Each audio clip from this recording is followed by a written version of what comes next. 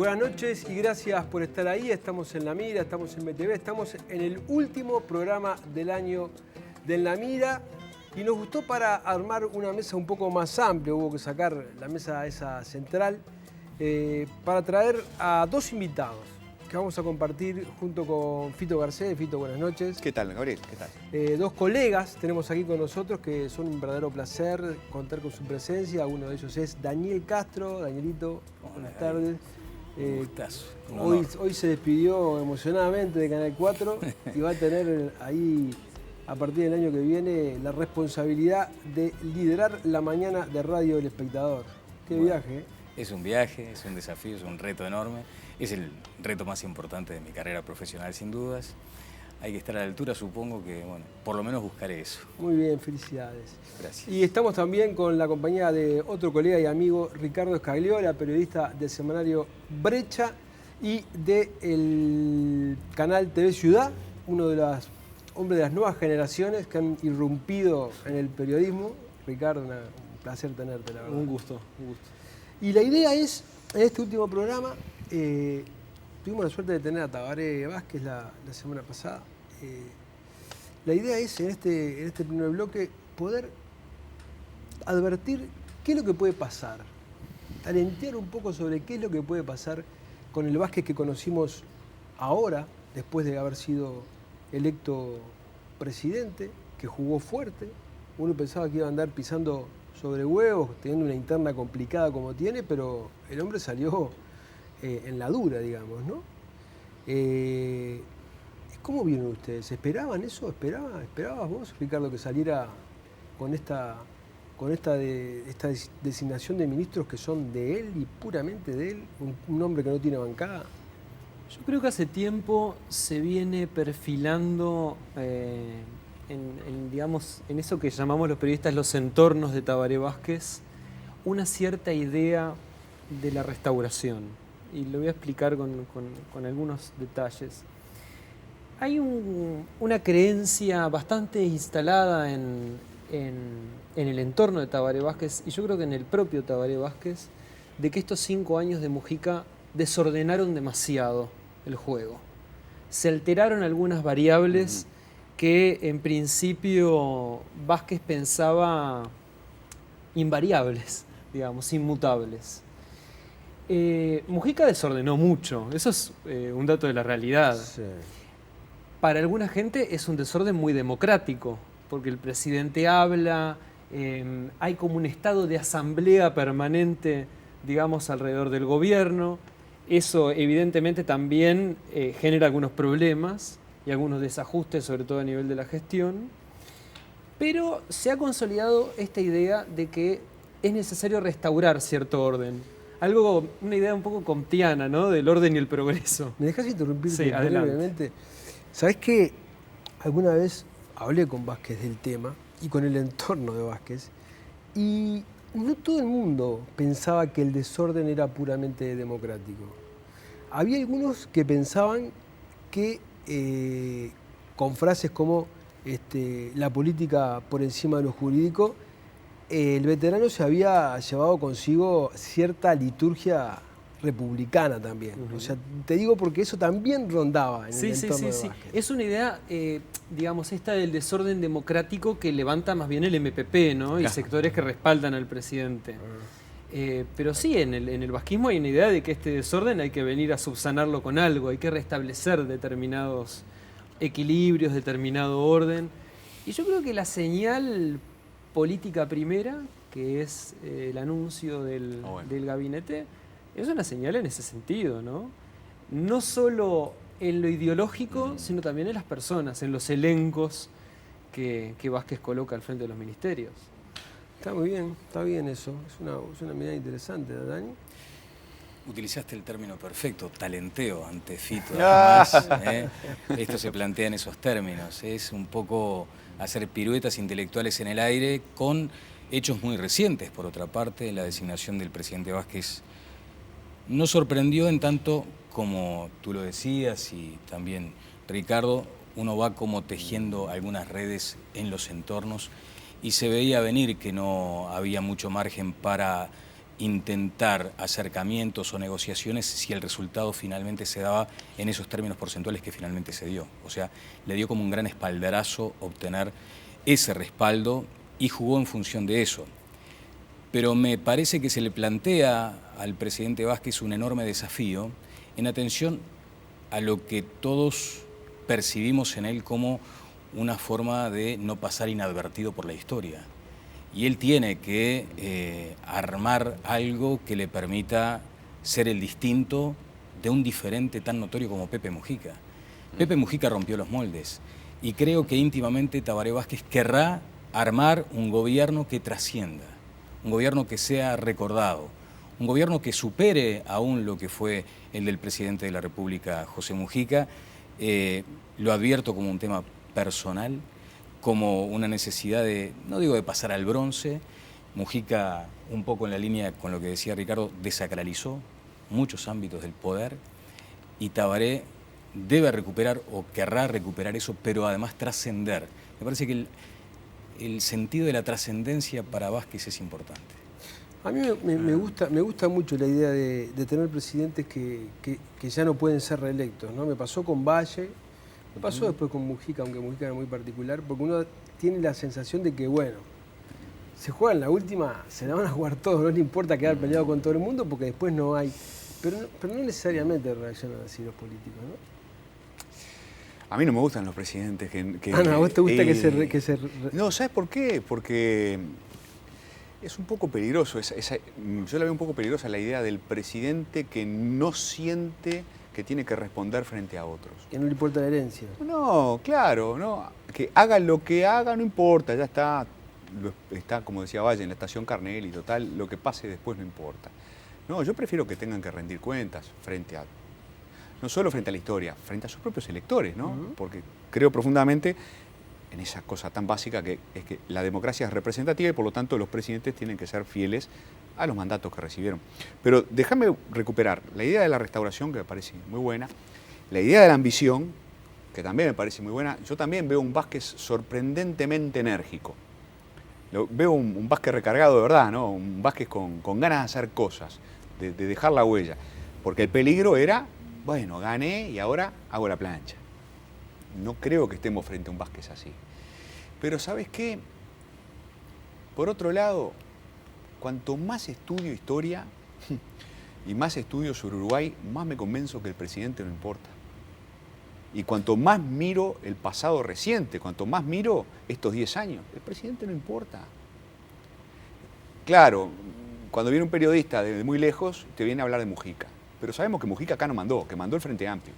Nosotros que estuvimos acá sabemos que Mujica no mandó, ¿no? Y Vázquez, el gobierno de Vázquez, se explica mucho mejor por el Frente Amplio como partido, ¿no?, que por Vázquez y sus características personales. O sea, me parece que hay mucho de ilusión óptica en esta cosa de el presidente Vázquez y qué va a pasar durante la segunda presidencia de Vázquez. No, para mí se entiende mucho mejor lo que viene si la pensás como la tercera presidencia consecutiva del Frente Amplio.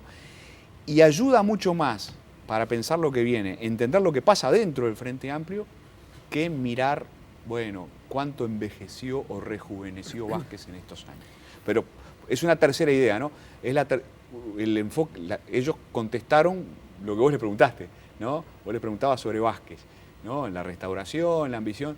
Yo digo, está bien, pero para pensar en el futuro, el Frente Amplio. ¿Y qué cambió dentro del Frente Amplio en estos años? ¿Vos lo ves, Ricardo, así? Digamos, a ver, uno podría pensar que hay excepciones, ¿no? Porque el aborto... Sí, no, hay excepciones. De acuerdo. Pero no vayamos por el tabaco, el aborto, la marihuana. No vayamos por la excepción porque si no... Sí, ahí va. No, pero ahí va. La excepción está confirmando la regla. ¿Vos cómo lo ves? No sé, ustedes cómo lo ven. Pero la interna del frente, vos que has hurgado mucho ahí, que tenés muchas fuentes ahí, o sea, ¿vos ves que es una interna tan sencilla como para decir el presidente no importa? Yo creo que el presidente importa. Y creo que este Vázquez, que en algunas cosas es muy predecible, porque, por ejemplo, casi nadie dudaba de que Marina Arismendi, María Julia Muñoz, Miguel Ángel Toma, todas esas figuras iban a estar en el gabinete. Y yo personalmente tampoco dudaba de que él iba a mover rápido porque él tiene una legitimidad en votos muy grande a partir del balotaje.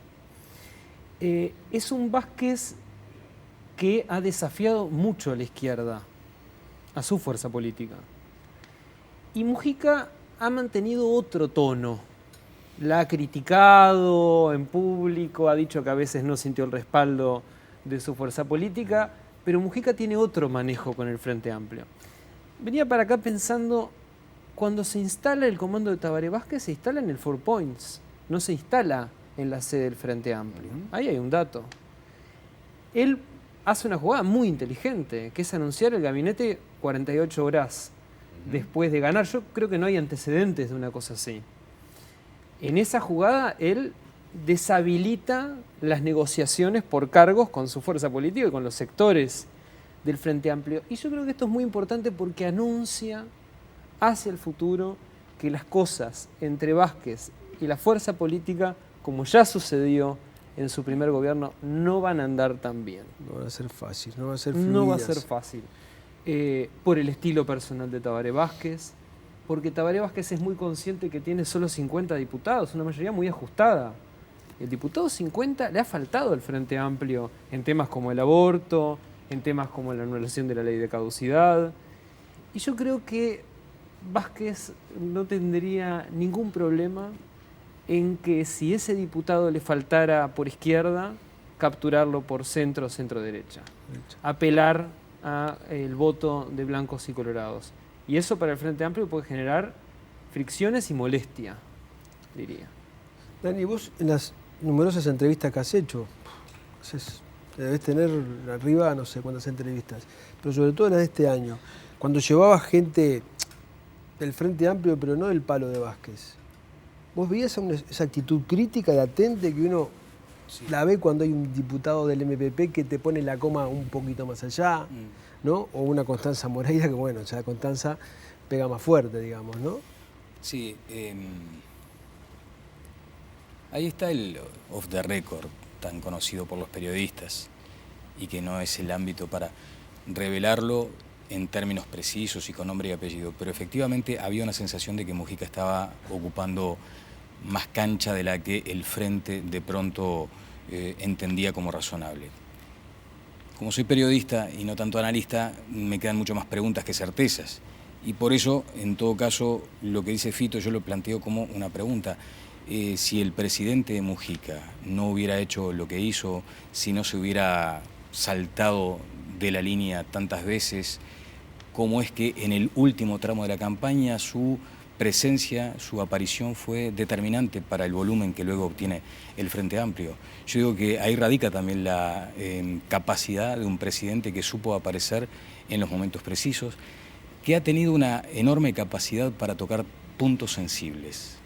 Aún a sabiendas de que molestaba en la interna del Frente Amplio, supo aquellas áreas donde debía poner el dedo en la llaga para que reaccionaran, para que se destemplara el ánimo, para que discutieran y para que luego él, en la medida de sus posibilidades, tratara de ordenar lo que era su ideología. Pero yo no creo que haya sido tan irrelevante el presidente también para dejar esta herencia, porque él está dejando en buena parte un tercer gobierno del Frente Amplio por esa acción, por ejemplo, de los últimos días de la campaña. Claro, porque quizás, claro, la manera de formularlo es un poco dramática, ¿no?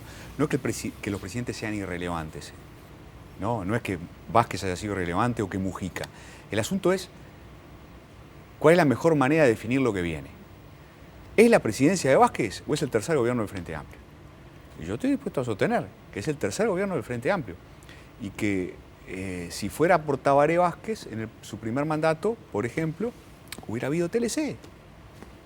No hubo TLC con Estados Unidos, fue el Frente Amplio. En la presidencia de Mujica hubiera habido reforma educativa, no hubo. El presidente estaba recontradecidido, la oposición estaba afín. No fue porque estuviera el veto de los sindicatos. Es que el Frente Amplio no quería hacer una reforma educativa porque no sabía qué reforma educativa hacer. Entonces, la clave está en qué pasa dentro del Frente Amplio. Mucho más de qué pasa por la cabeza de Tabaré Vázquez. Y yo veo que Tabaré Vázquez movió muy rápido, como dicen ustedes, movió muy rápido, pero movió muy rápido y también con mucha prudencia. Porque ¿a qué sector del Frente Amplio agravió Tabaré Vázquez o ignoró en el reparto de nombres? ¿No? A Mujica no lo agravió, ¿no? Mujica fue bien tratado ahora con el nuevo gabinete, respetó algunas de sus designaciones. El MPP hubiera preferido otros nombres, pero el MPP tiene nada más ni nada menos que el Ministerio de Industria, de creciente importancia en este país, ¿no? Y el Ministerio de Vivienda, para dar dos ejemplos, ¿no? Al Frente Libre Sereñi lo trató muy bien, ¿no? Está bien, en la 711 no la trató bien, pero le dio la vicepresidencia de la República hace 4 o 5 meses atrás, ¿no?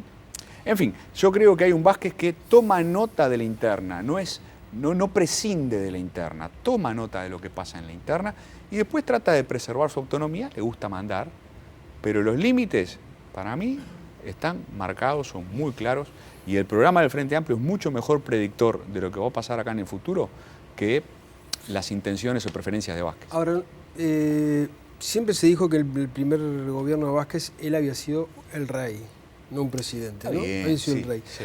Ahora, con el mismo argumento con que le concedes a Vázquez, digamos, la suficiente autonomía para tomar este tipo de decisiones, como puede ser el de gabinete, u otras, en función de su apoyo electoral, también podríamos pensar cuánto peso va a tener Mujica, que fue el tipo que salió en los últimos 20 días. Y bueno. Y arrastró, provocó un tsunami de votos que fue lo que marcó la diferencia.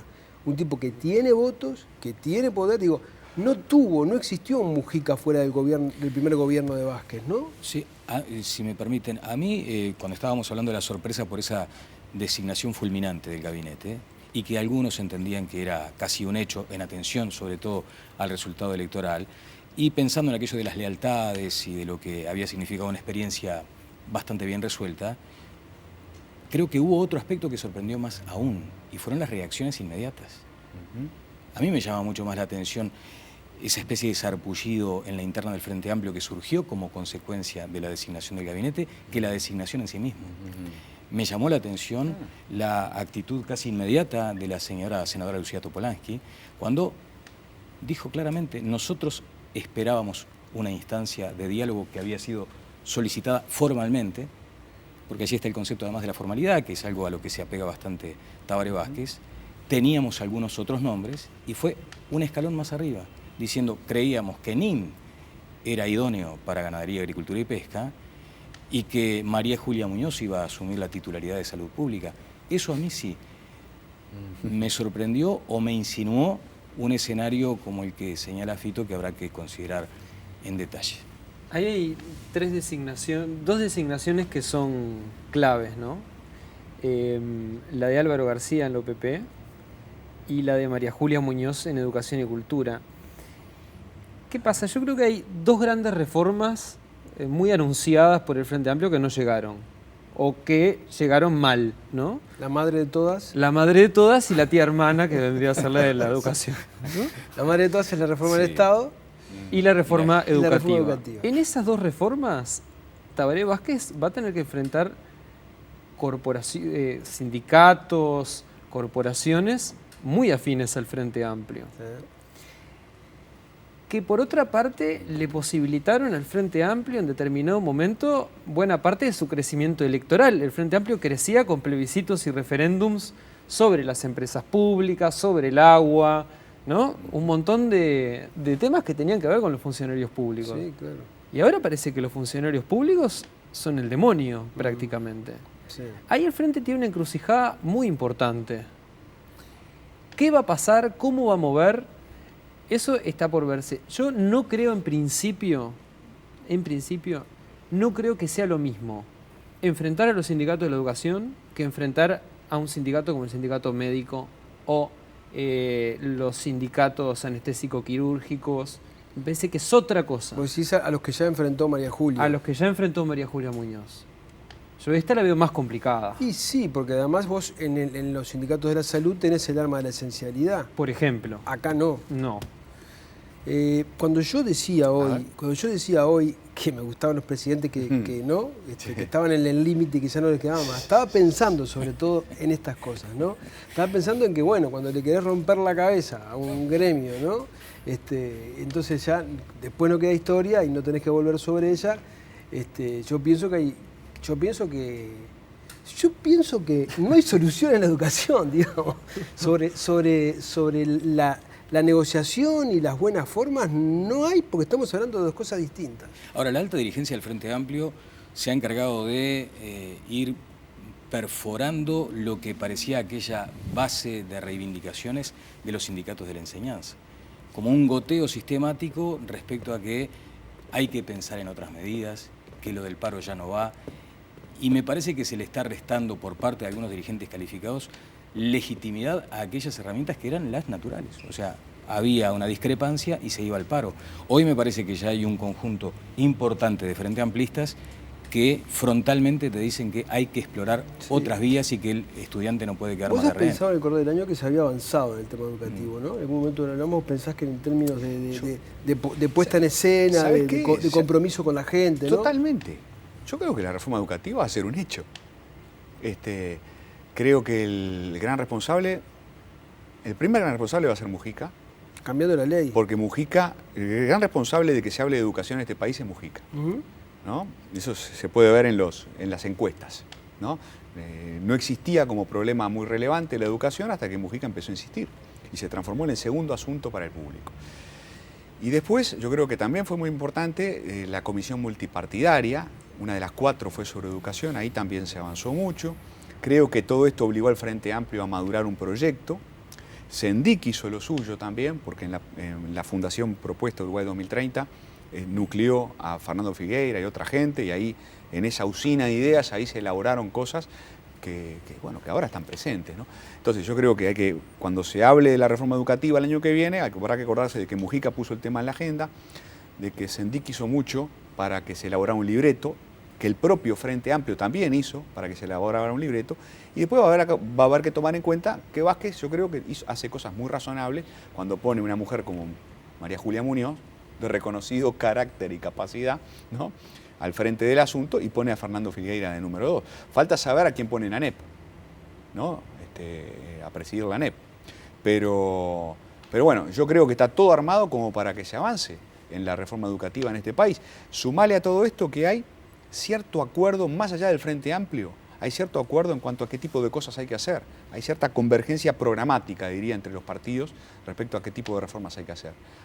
Y la opinión pública, insisto, está súper a favor de que haya una reforma. Y si se hiciera una encuesta, probablemente el sindicato menos popular del país sería el sindicato sería FENAPES, ¿no? Muy probablemente. Entonces yo no creo que haya demasiados obstáculos. ¿Qué papel se imagina que juega la oposición en un gobierno por tercer quinquenio consecutivo con mayoría legislativa? Bueno, ahí hay que ver algunas cosas que resultan bastante interesantes. Mujica tuvo mucha afinidad con los blancos, sí, en especial con los blancos de Alianza.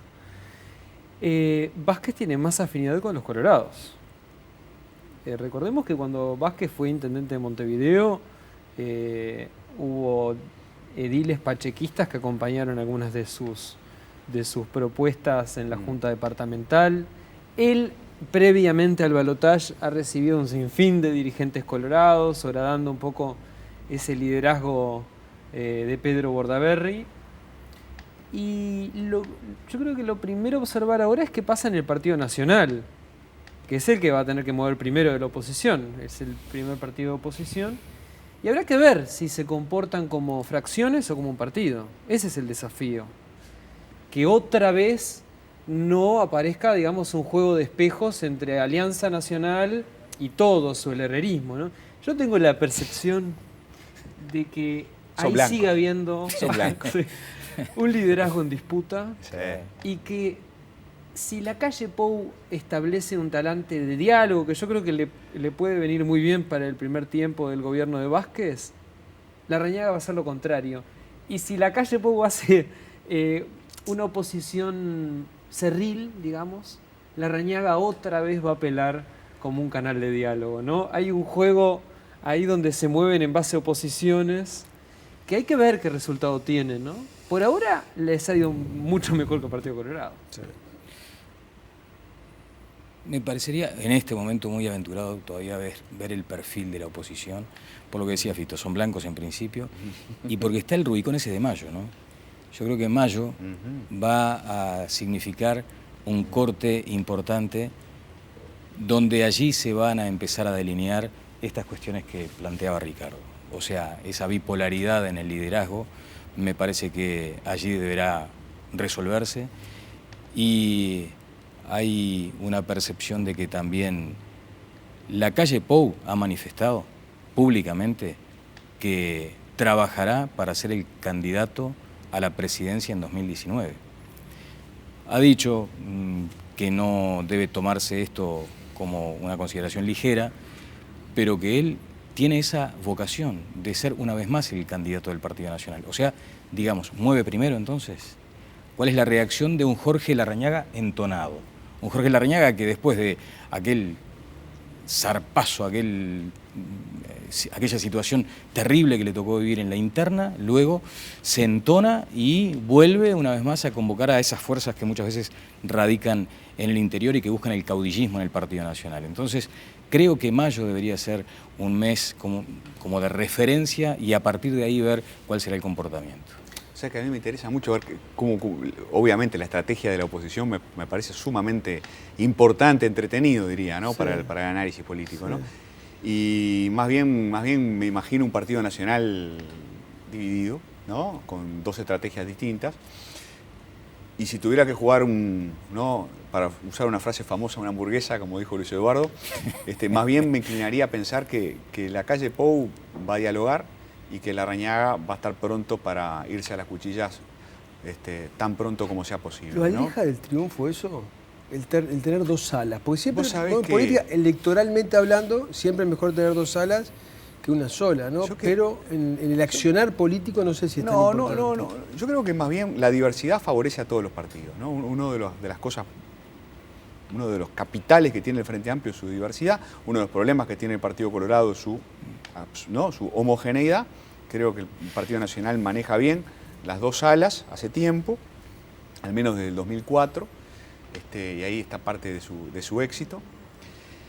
Yo creo que en todo caso, y lo he escrito muchas veces y lo sigo diciendo, ¿no? Que lo que en realidad le pasa a la oposición es que carece de visión de conjunto, ¿no? La oposición, bueno, que los blancos tengan diversidad no es un drama, que a los colorados les falta diversidad, pero a la oposición le falta cierta homogeneidad como bloque, asumirse como bloque y coordinar un poco más. Me parece que eso es bastante obvio y no me parece que avancen mucho por este camino. Me parece que las señales que dan son todo el tiempo en el sentido de seguir priorizando la competencia entre ellos en lugar de generar alguna alternativa un poco más divertida.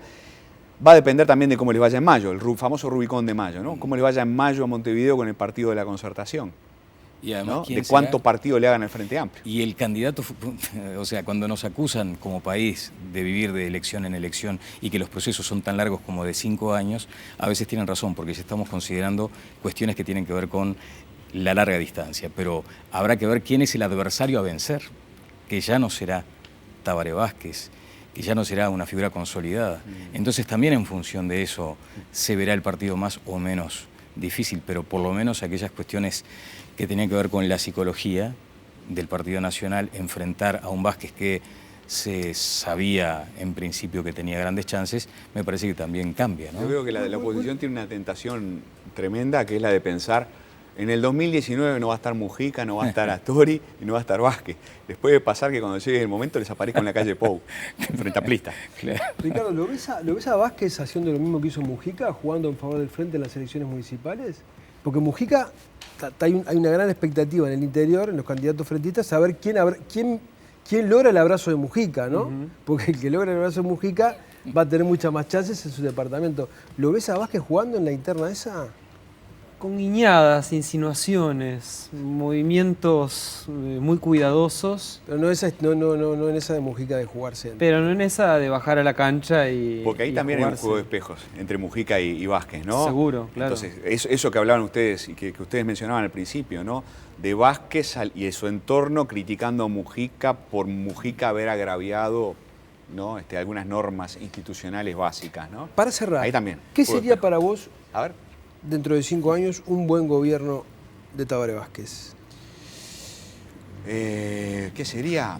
Y sería un gobierno que haya logrado cumplir con lo que prometió, o con buena parte de lo que prometió, ¿no? Prometió reforma educativa, incremento del presupuesto para la educación, prometió implementar un sistema nacional integrado de cuidados, que es una cosa muy ambiciosa por donde la mires, ¿no? Prometió más desarrollo, prometió, yo qué sé, cadenas de valor, desarrollo industrial, no sé, hay 4 o 5 cosas. ¿Qué más de lo fundamental? Yo me quedaría con esas promesas. ¿Qué cosas pensás que tiene que resolver para que sea un gobierno exitoso? Que se mida la inseguridad y se determine claramente que bajó un 30%. Prometió menos inseguridad, exactamente. ¿Te parece Eso, por que la inseguridad ejemplo. es un tema Sí, desde central? ya es un tema central. Allí hubo una jugada sumamente inteligente y estratégica. Le transmitió a la gente, miren, Astori lo pudo hacer, lo va a volver a hacer, porque de eso se trata cuando lo nombra ministro de Economía. Bonomi lo está haciendo muy bien y es capaz de abatir un 30% de la delincuencia. Me parece que ese compromiso es el de mayor sensibilidad en la gente y que los gurises tengan cerca de 200 días de clase y que eso suceda efectivamente. Ricardo, ¿qué Educación. te conformaría? La educación. Educación, yo creo que es el gran desafío. Hay algunos números que son escandalosos. Me parece que el gran desafío es que el 100% de los gurises terminen el liceo, ¿no? Para empezar, de ahí para arriba. Sí. Estamos muy lejos de eso y yo creo que ahí se juega mucha ficha. Pero no llegamos en 5 años ni a palos de ese No. número, ¿eh? No, No llegamos, pero yo creo que muchas cosas, algunas de las que vos mencionaste, el desarrollo y otras más, van a ser imposibles a mediano y largo no, claro. plazo si este asunto Totalmente. no se resuelve. Bueno, hay un compromiso cuantificado, que es ese 30%, ¿no? Habrá que medirlo. Vos decís el de la seguridad. Claro. Claro, esa es otra promesa electoral muy fuerte, desde luego. sí. Señores, amigos, les agradezco enormemente que hayan estado. Ricardo, muchísimas gracias. Gracias a vos. Daniel, muchísimas gracias. Ha sido un gran placer. Suerte ahí en la radio. Bueno, la necesita. Fito, muchas gracias. No, por favor, un gustazo. Nos vamos a una tanda. Cuando volvamos, Federico Comesaña nos va a estar hablando de esta nueva medida para aquellos que compran por internet en el exterior. Se les cortó un poquito la brecha. Fede nos va a explicar en el próximo bloque. Presenta Pronto, el préstamo de los uruguayos. Catunasi, Terminal Cuenca del Plata. Jaume y Seré, su socio estratégico en comercio exterior y logística.